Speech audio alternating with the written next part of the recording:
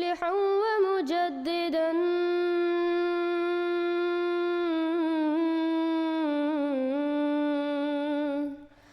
فارنوا بنظر طاهر وجنان.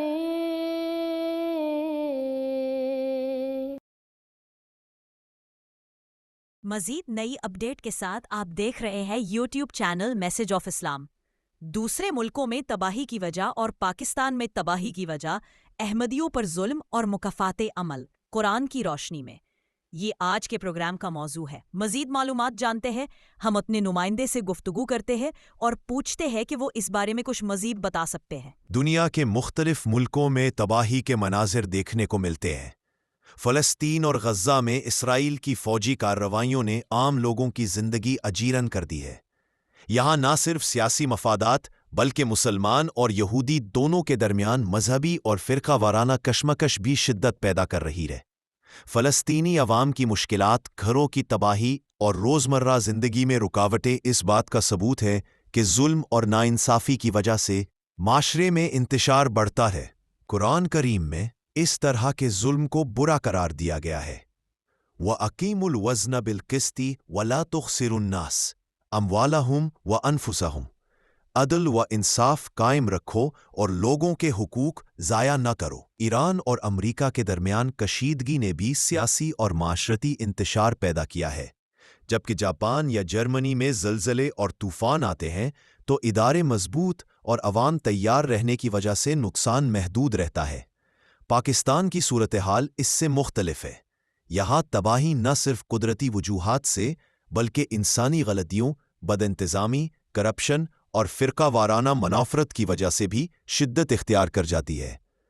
مذہبی منافرت اور طاقتور مولوی طبقے کبھی کبھی سیاسی اثر و رسوخ کے لیے بحران کو مزید بھڑکاتے ہیں، جس کا براہ راست اثر عوام پر پڑتا ہے.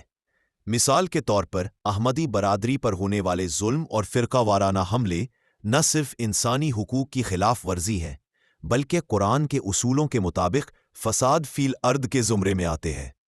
وَإِذَا فَسَدَتِ الْأَرْضُ أَمَرْنَا أَهْلَهَا بِالْعَدْلِ.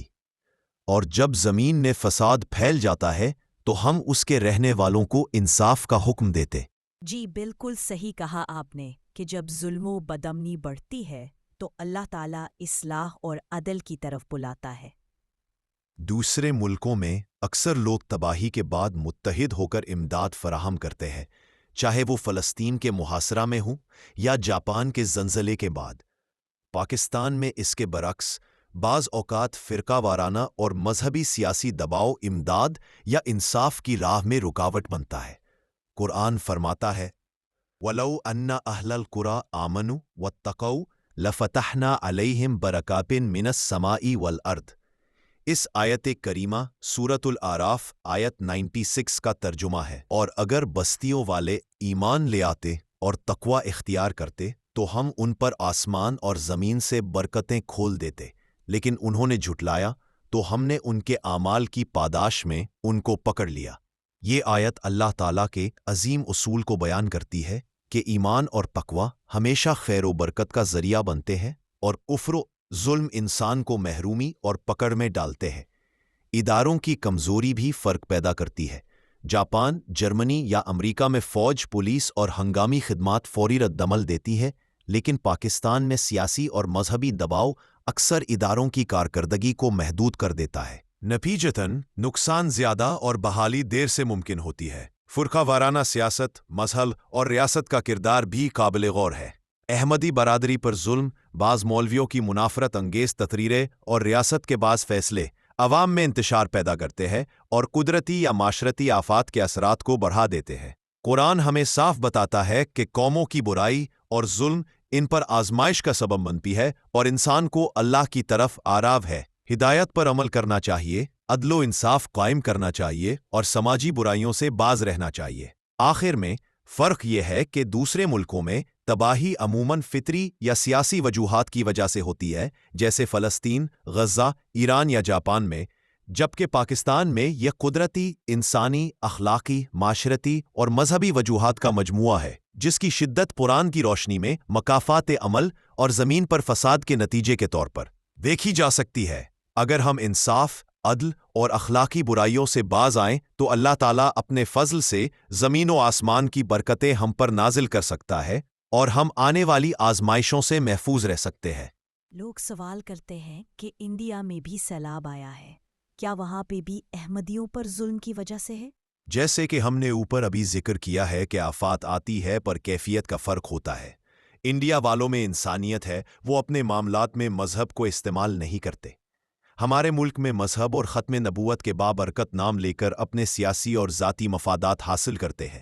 استغفر اللہ ربی، پھر اپنے آپ مسلمان بھی کہتے ہیں۔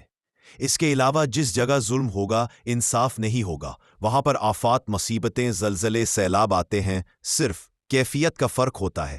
انڈیا اور پاکستان کے درمیان صرف ایک لکیر ہے اور کچھ نہیں ہے، کلچر ایک ہی ہے۔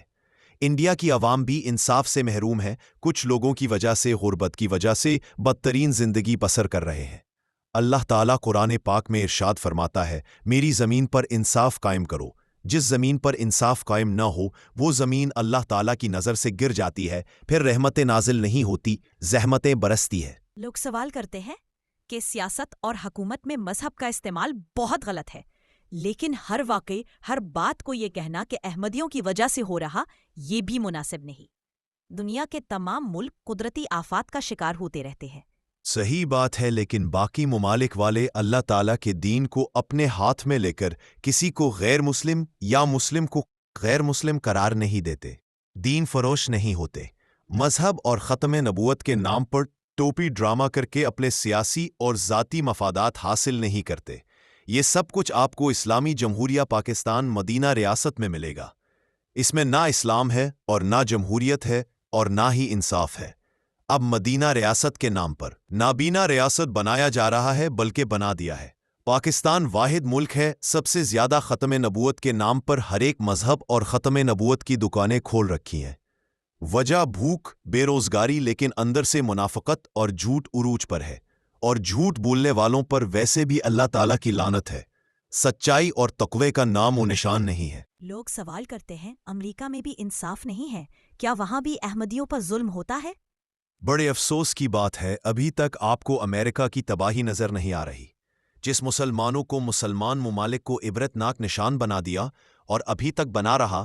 فلسطین آپ کے سامنے ہے، جبکہ ہمارے بے ضمیر حکمران کہتے ہیں امریکہ کے پریزیڈنٹ ٹرمپ کو نوبل پرائز انعام دیا جائے۔ استغفر اللہ ربی، ان اللہ و انا الیہ راجعون۔ یاجوج ماجوج کے بارے میں تباہی کی پیشگوئیاں موجود ہے، لیکن فیصلہ اللہ تعالیٰ کی ذات نے کرنا ہے۔ قوم اعمال کے مطابق حضرت مسیح موعود علیہ السلام، سیدنا حضرت مرزا غلام احمد قادیانی علیہ السلام کی پیشن گوئی ہے۔ کیا امریکہ، کیا یورپ اور کیا ایشیا اور بھی نام لیے ہے، کوئی بھی آسمانی طوفان سے نہیں بچ پائے گا۔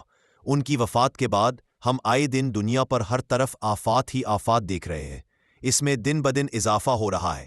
کوئی خطہ بھی سکون میں نہیں ہے، صرف دیکھنے کے لیے دل میں تقوی ہونا ضروری ہے کہ ہاں یہ ہمارے شامت اعمال تو نہیں ہے۔ اپنے ہم ملک پاکستان کی حالت دیکھ لیں، 1974 کے بعد سے ملک میں سکون ختم، کچھ سیاست دانوں کی وجہ سے، اور اب بدسکونی کی حالت مزید بڑھ چکی ہے، ایک آئین کی وجہ سے۔ پاکستان کے مشہور تجزیہ نگار حسن نثار صاحب کہتے ہیں، پہلے تو اقتصادیات کا بیڑا غرق تھا، اب دن بدن اخلاقیات کا بھی بیڑا غرق ہو رہا ہے، بلکہ ہو گیا ہے۔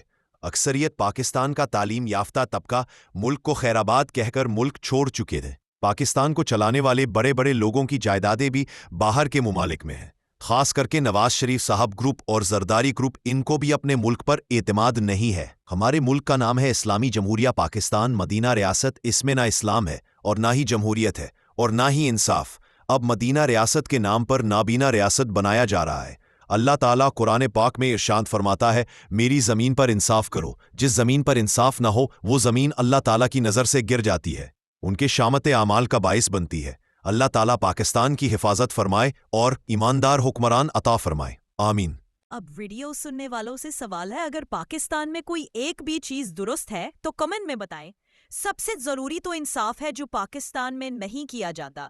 سیاست کو مذہب سے الگ رکھنا چاہیے۔